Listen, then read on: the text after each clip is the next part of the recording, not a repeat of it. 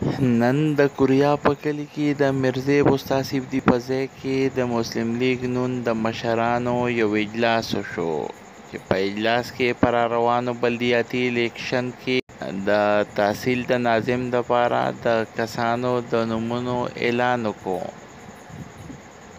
کوم امیدواران چې دي د هغې نومونه مخې ته رالو او دا به مرکزي کومه کمیټې چې ده ضلعي هغې ته به دا نومونه وړاندې کیږي. په دې باره کې د پی کې 22 سیکرټري امیرزیب خان خپلو خبرو کې څه داسې وویل.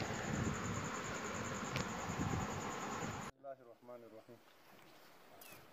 نن زموږ د تحصیل ماندړ د کمیټې میټینګ غونډه وشوه په کوریا کې د امیرزیب استاد په ځای کې د راتلونکي بلدیات الیکشن لپاره په هغې کې زموږ مشرانو د راتلونکي الیکشن لپاره د هر یو کونسل نه یو نماینده ورکړو چې هغه به پارټۍ ته دا 15 کسان به زموږ دغه کې بیا به دا کمیټې د پارټۍ مشران فیصله کوي د راتلونکي بلدیات لپاره. انشاءالله چې پارټۍ هره فیصله وکړه موږ ته په قبول او په هر څه سترګو به منظوري او انشاءالله چې ازمرۍ د چا سره وي هغه زموږ وجود دی، زموږ تن دی، زموږ سر دی. انشاءالله موږ ایماندارۍ سره وکړو.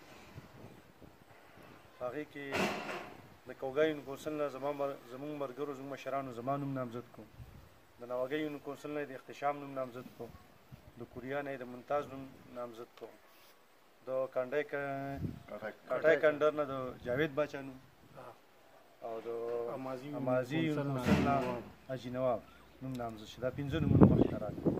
انشاءالله دا اوس مشران کمیټې د پارټۍ مشران دا یو کم سړی چې پارټۍ نامزد کړه به زموږ امیدوار انشاءالله.